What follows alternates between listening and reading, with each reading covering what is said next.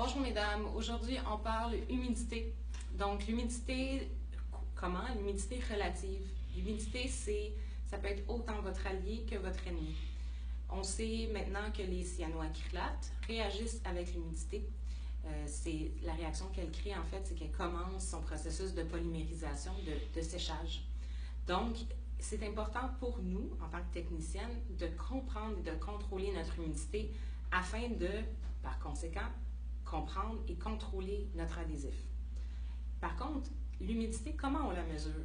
C'est pas juste en faisant ah ouais, je pense qu'aujourd'hui, c'est pas comme ça que ça marche, évidemment. Il faut faire attention aussi. On se fie souvent au thermostat de nos maisons ou de notre local. Par contre, si on parle d'un très, très grand local ou d'une grande maison avec plusieurs pièces, le thermostat va nous donner la moyenne d'humidité relative pour cet espace-là qu'elle mesure. Ce qu'il nous faut, c'est vraiment un hygrothermomètre qu'on va venir déposer à côté de notre espace de travail. Pensez un peu à une pièce où est-ce qu'on a une bouche d'air climatisé ou une bouche de chauffage, qui est essentiellement la même chose, et qui projette son air. On est capable d'imaginer que proche de notre bouche d'air climatisé ou même de chauffage, la température est vraiment plus intense que dans le restant de la pièce, vu que c'est vraiment l'origine de l'air.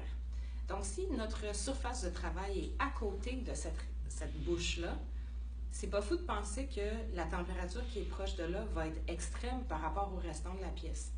Si on ne mesure pas, on ne le saura pas. Donc là, notre thermostat nous dit, bien écoutez, il fait 40% d'humidité dans toute la maison ou dans tout le grand local et le niveau d'humidité est de 60%. Donc nous, on travaille avec ces connaissances-là, ces notions-là qui sont probablement erronées du fait que notre station est située juste à côté d'une bouche et que si je prends vraiment la lecture d'un hygrothermomètre sur ma station, en fait, il fait peut-être plus froid, donc peut-être qu'il fait 20 degrés, et que mon niveau d'humidité est plus important, soit peut-être 70 et même 80, du fait qu'on est situé à côté du point d'origine. La réalité est aussi vraie en hiver. Si la chaleur est très intense, il peut faire plus chaud et encore plus sec proche de notre bouche de ventilation versus le restant de la pièce. Donc, comment ça affecte votre application? Bien, si mon niveau d'humidité est trop bas, alors mon adhésif va prendre plus de temps à sécher. Donc, je vais avoir plus de temps à prendre avec mon extension, tenir mon isolation et attendre avant de passer à la prochaine extension.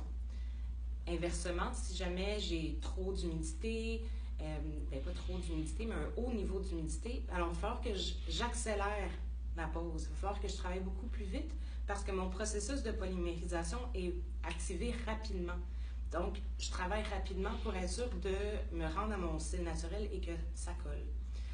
Donc, ceci dit, si je n'ai pas toutes ces informations-là, comment je fais pour m'ajuster? Donc, je vous en prie, mesdames, utilisez un hygrothermomètre, placez-le sur votre station de travail. Ça va être la meilleure façon de rendre l'humidité votre allié. J'espère que ça vous a aidé. Je vous invite à revenir nous voir sur la page pour voir d'autres vidéos par rapport à l'adhésif. Et mon objectif, c'est de rendre l'adhésif votre meilleur ami. Bonne journée.